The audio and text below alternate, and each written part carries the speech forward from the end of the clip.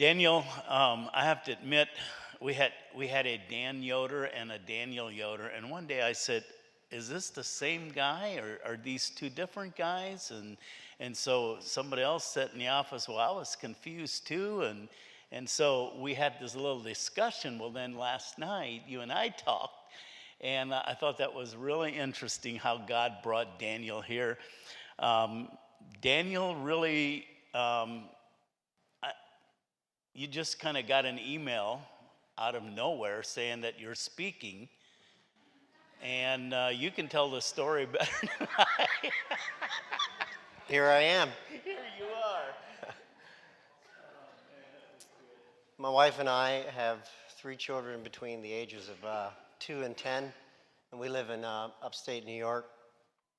And thank you for everybody that played a part in this conference. What a special time it is. There's an old-time preacher by the name of Vance Havner, and he preached a sermon about never losing the wonder. And the wonder is here. So it made me think about that. It's the first time I was here. Tim Hemphill, sitting in the back here, has sent me Ray Burkholder's testimony. I've listened to different testimonies from the conference here. But yeah, I never signed up to be a speaker. And last night I said to my wife, I said, did I sign up and forget? I went to the website and I looked at the sign-up sheet. And I'm like, I never did this. She's like, no. But yeah, I was on a work trip, and in late January I was on a work trip, and I'm terrible at checking my personal emails. The work emails take precedence.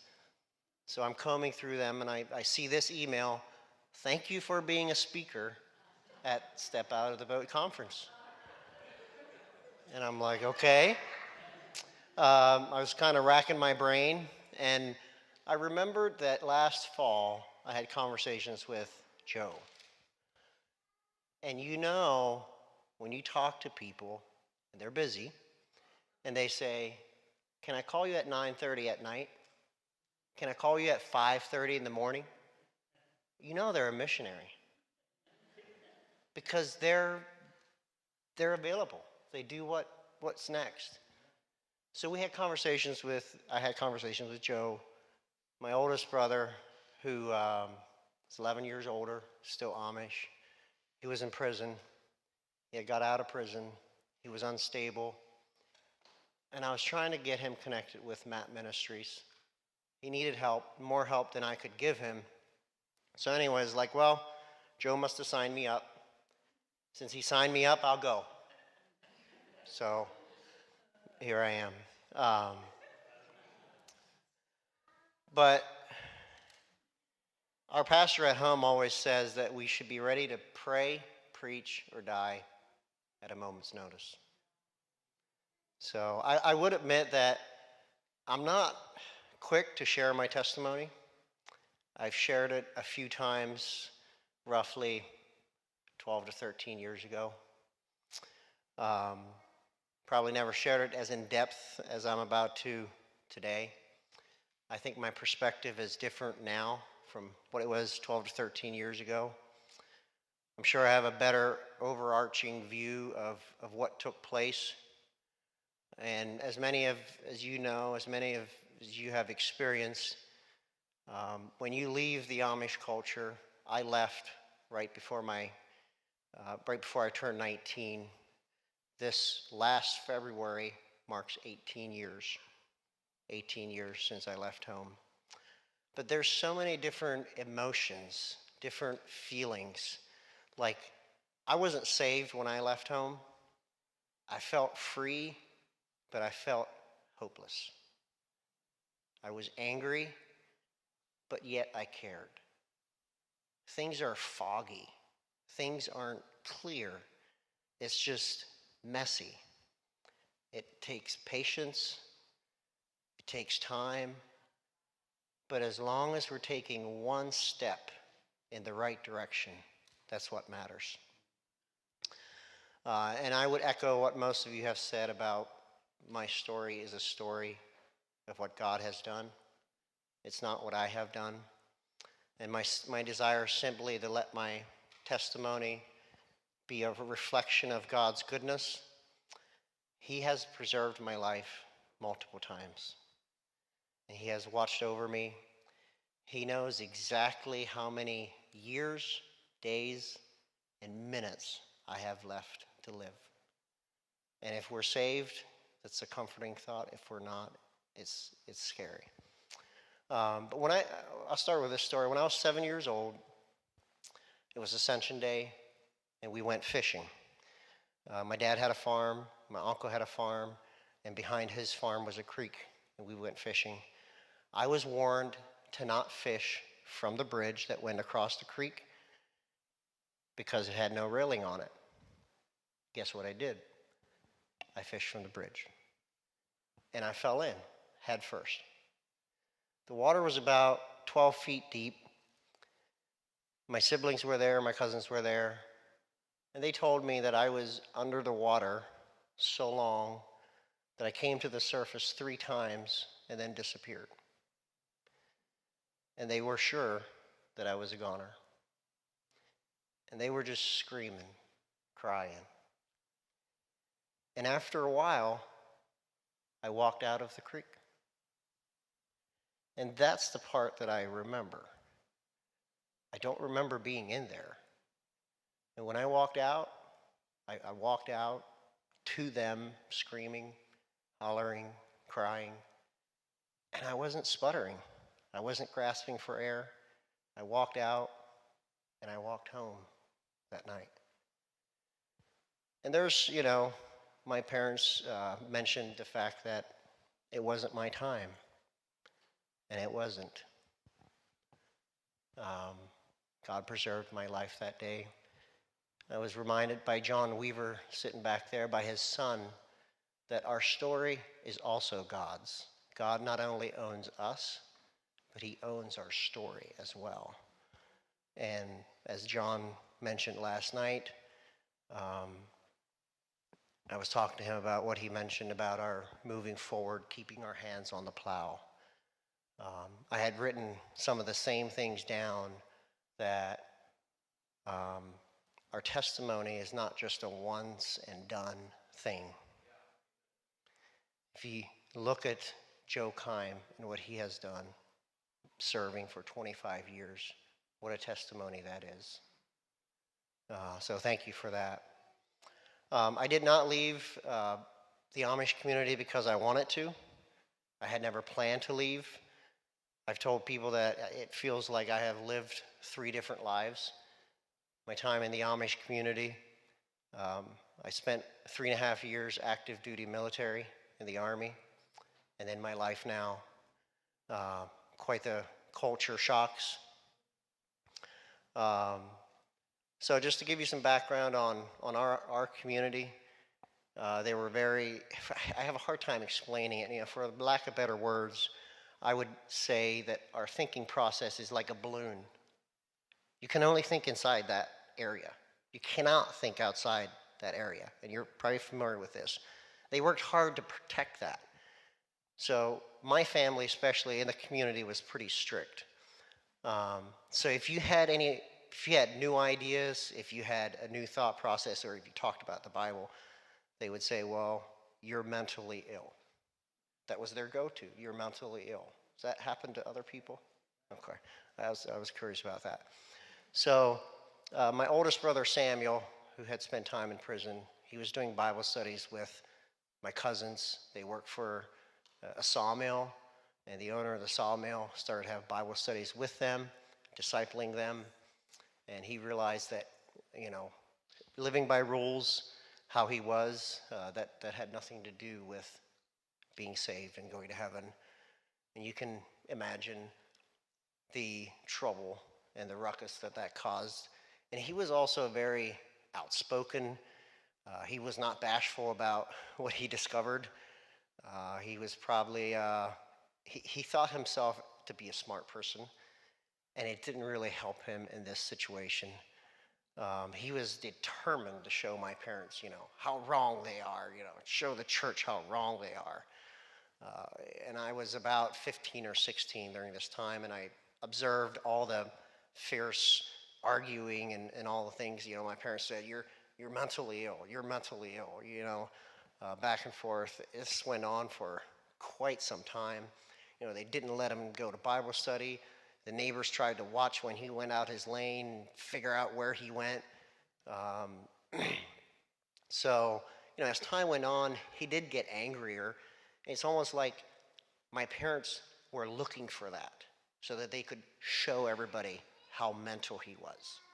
So that it's like a bullying tactic that they use in school to control people, to keep controlling them. They got something about that. Like they won't let go. They have to control you. So at the beginning, Samuel and his wife Rebecca, they were on the same page. They were reading the Bible. They were learning. And then Samuel, he got angrier, and Rebecca said, "Hey, I'm going to do it the Amish way." So Samuel got excommunicated, and after church, the bishop would not let Rebecca go home with Samuel. They stepped in between Samuel and Rebecca, made him more angry. I don't know what I would have done in that situation. But my parents eventually got him to Phil Haven Hospital in Lebanon, PA. Not sure if any of you are familiar with that.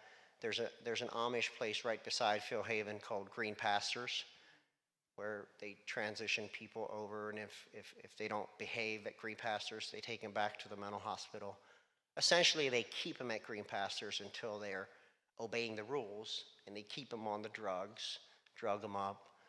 So he was there, and I mention all this because this was kind of what pushed me out. I had not joined the church at that time, and when it came time to join the church, I refused to join the church. So Samuel has he's lived a pretty awful life, really, because he was gone for a year and a half. He come home, and guess what? After the meds wore off, he would start talking again. He'd say, "You're mental again." In like an 8 or 10 year span, he had 4 trips, and each trip was roughly a year, and each time the intensity was worse. There was periods where he couldn't hold a job. The side effects of the medicine was so bad. He was very skinny. He just looked very sick. And then the recent episode was the deacon, which is my cousin, called the police, said he went into a school with a rifle. He was arrested, went to prison. But then the deacon wrote an apology letter saying it wasn't true. So I really don't know what happened. I mean, by now, my brother's mind is really messed up.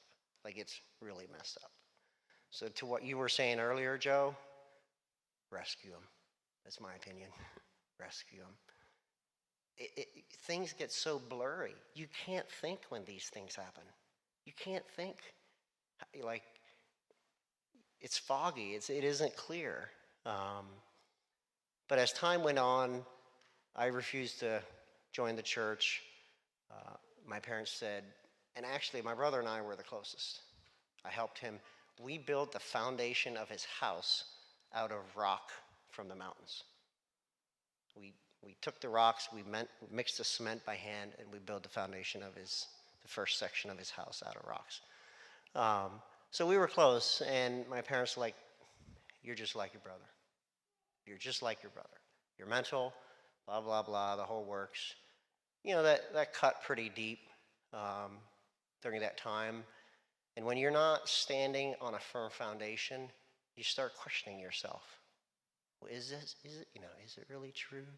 Is that, you don't know what to believe.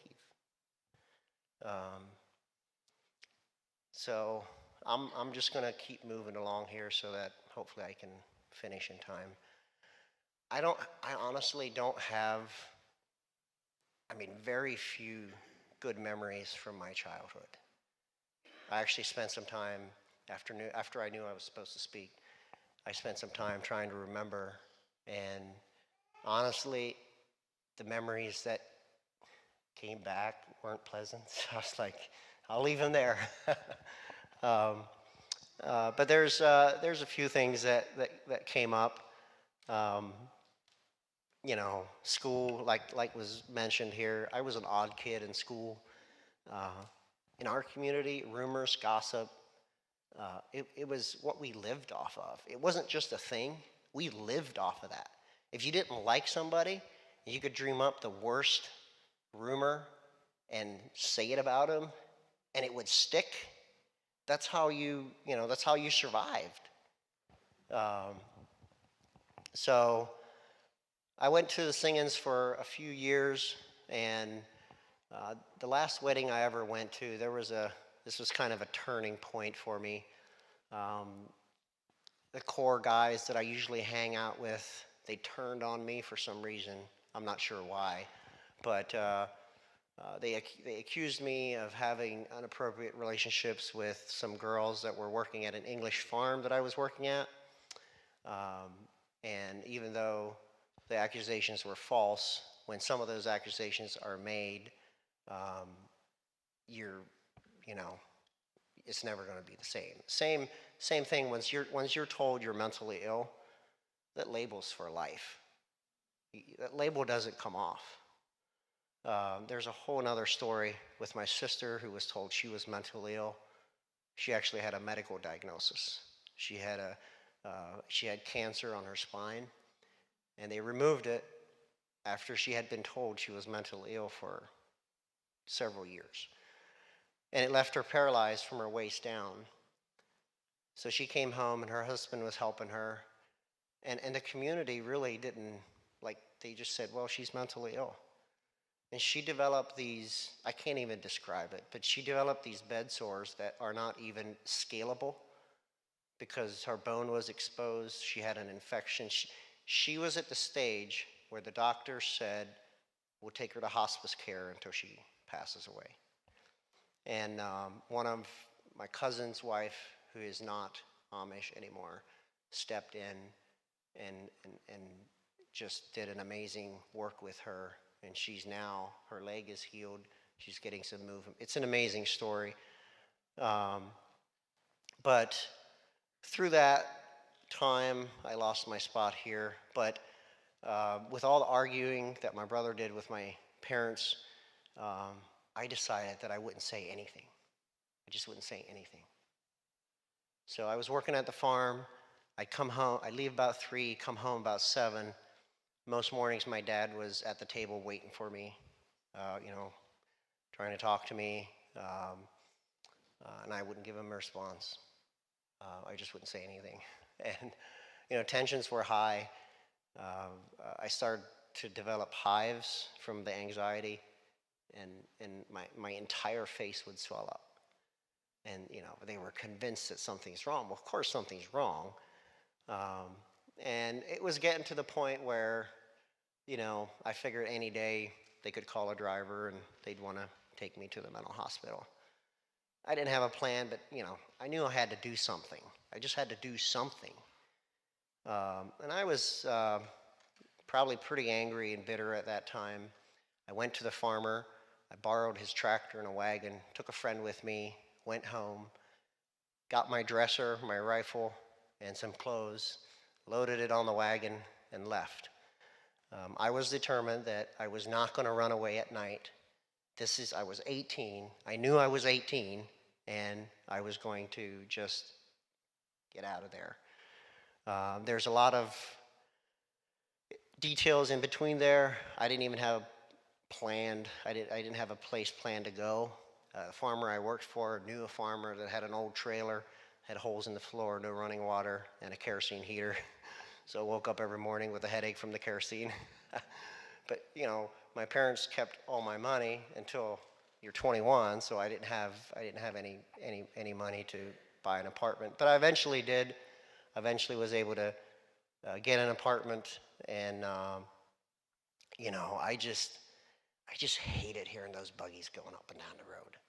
I hated meeting these people in the store. I just didn't want to be around them. I mean, I just needed to get out. I wanted to get out so bad. My options were limited, and I started looking into joining the military. I went and visited the recruiter. I kind of liked him. He was carefree. He knew what he was doing. He was just different. I didn't have my GED, so I had to study for my GED. I did that for a year. I thought I didn't pass, but then it came in the mail, and I was actually able to sign up, and I was shipping out within, I think, 2 weeks. My first airplane ride was the basic training. My second one I jumped out of. So the culture shock is not really explainable.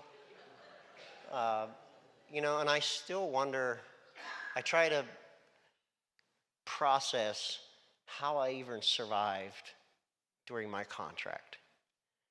I didn't know what an email was. I didn't know anything about popular sports, music, nothing. So, I was an oddball in the military, but people were fascinated with my story. My drill sergeants wanted me to write them stories of why I left and what it was like. So, let's see where I'm at here. It was definitely a culture shock, but one thing that I realized, I think God used this time to force me to think. I had to think. I wasn't taught to think. I had to think about what we were, if I were to survive, I had to think about our training. I had to think about what we were doing, how we were going to do it. I had to think. I had never stood on my own 2 feet. And it's a scary thing when you try to stand on your own 2 feet and you've never stood on your own 2 feet. So I was kind of an oddball, and the military was full of people from all walks of life. Heroin addicts, drug dealers, and I kind of became friends with some of those guys. Now that year and a half in between from when I left the Amish to when I joined the military, I had gone to church, I had listened to Bible studies, I had heard a lot of truth. But the connection wasn't there to put it into practice. It just wasn't there. So as time went on, we did spend 13 months in Afghanistan. When I came home, again, it was a very lonely time. I've heard several other people talk about their alone time. I had a lot of alone time where I was alone. I was with other people, but I was alone. Coming home, everybody else had people there greeting them and things like that. But if you think about the very familiar verse in Romans 8:28, it says that we know in all things God works for the good of those who love him, who have been called according to his purpose. And as one of my favorite Bible teachers would say, there's never a wrong day to make a right decision. Never. Never a wrong day to make a right decision. And you might very well have more decisions available to you than what you might actually realize, if you think about that. You might have more decisions available to you. If you start realizing what God has done for you.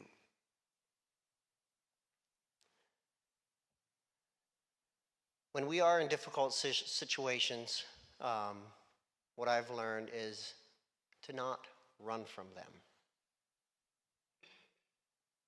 Allow those difficult situations to push you to God. God has a purpose. Our difficulties allow those to push us to God. Elizabeth Elliot said, "Rest assured, do what God tells you to do now and depend on it. You'll be shown what to do next." If we don't put into practice what we know, how are we going to do the next step? Another quote from her is that the life of faith is lived one day at a time. We have to live it out, not looking forward as though the real living were around the corner. Real living is happening now. Paul in Corinthians, 1 Corinthians chapter 1, he says that we do not want you to be uninformed, brothers, about the hardships we suffered in the province of Asia. We were under great pressure. Here's the main point: far beyond our ability to endure, so that we despaired even our lives. He said they felt the sentence of death. And he goes on to say, but the God who raised us delivered us from such a deadly peril. He will deliver us. On him we have set our hope. Even that difficult time from Paul was for him so that he wouldn't rely on himself. He allowed those difficulties to push him to Christ. As I expected, I'm running out of time here. I don't have much time to elaborate on my time in the military, but when I came home from Afghanistan, there was a gentleman that got saved who was deployed with us, and he invited me to a Bible study, and it was the Navigators. I was introduced to Navigators. If some of you here have heard of Navigators Ministry, they focus on colleges, military bases. We had Bible study twice a week. We had church. Every person in that group was either being discipled or you were discipling somebody, one or the two. We gave reports on how what we're learning is impacting us, how we're going to put into practice what we know, and that was the real turning point for me. I didn't have a Damascus Road experience where my scales fell off, and I know that this was the day. And really, I believe I was saved before I joined the military, because I had times, Sunday afternoon, I went home, I prayed, but I just didn't know. I just didn't know. There's another story my favorite Bible teacher says. When the children of Israel were coming out of Egypt, they put the blood around the doorpost. He said, if you were an oldest son in a family, you would have been concerned. He said, if one oldest son asked his dad, now did you do everything Moses told you to do? And his dad would have said, yes, we did. We're good. We're safe. The next house over, another son would have asked his dad, did you do everything Moses asked you to do? His dad would have said, I hope so. They both would have been safe. But the point is, the blood saves us, but his word makes us sure. 1 Peter talks about making our calling and election sure. The blood saves us, his word makes us sure. So that time with the Navigators was just, it was like 6-8 months. It just revolutionized my walk and the trajectory that it set me on. I decided to come back home after my time in the military, and I started taking classes at Liberty University. Again, we were reading, we were studying the Bible, we had to write papers, and while I was back home, again, there's so many things that happened, but one of the things that stood out, I remembered some of the things I had done when I was at home. Like I had stolen money from my parents, from my uncles, my aunts. There was even a business close to our farm. I stole money. And the one day, I took the money that I had in my accounts. I went around to all these people. I apologized. I gave them the money. I said, this is probably not what I stole, even to my parents. But, I'm sorry for the things that I've done. And it was just a learning time for me, living out what we know. What a testimony that is. But as Brother Andrew shared, we're here, but living out what we know. Living out what we know. Do you know, I'm out of time. I'll see if Brother Joe calls 911. There's some things that we actually don't have to pray for. we don't have to pray to do the right thing. We know to do the right thing. We know to do the right thing. And if you're saved, you're the aroma of Christ for other people around you. I'll have to end on that. And I forgot to pray at the beginning. But come on up. You know, when I speak in front of people, I find myself asking for forgiveness for the things that I shouldn't say and for the things that I didn't say. So forgive me, brother. You did well. I told the speakers, I said, if you go over, we will turn the sirens on.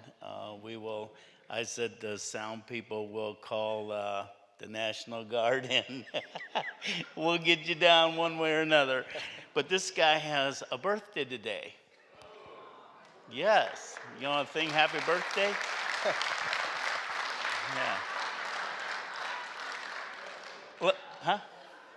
Oh. All right, let's sing happy birthday. I think this was John Weaver's doing. To you, happy birthday to you. Happy birthday, dear. Happy birthday to you. And many more. Thank you. Thank you, brother. Thank you, Daniel. It was telling me, climb out of the boat, take a walk on the waves, some places you'll never go, till you step out on faith. Don't fear the wind or the rain, Jesus called you, now go. Others might think you're insane. Just climb out of the boat.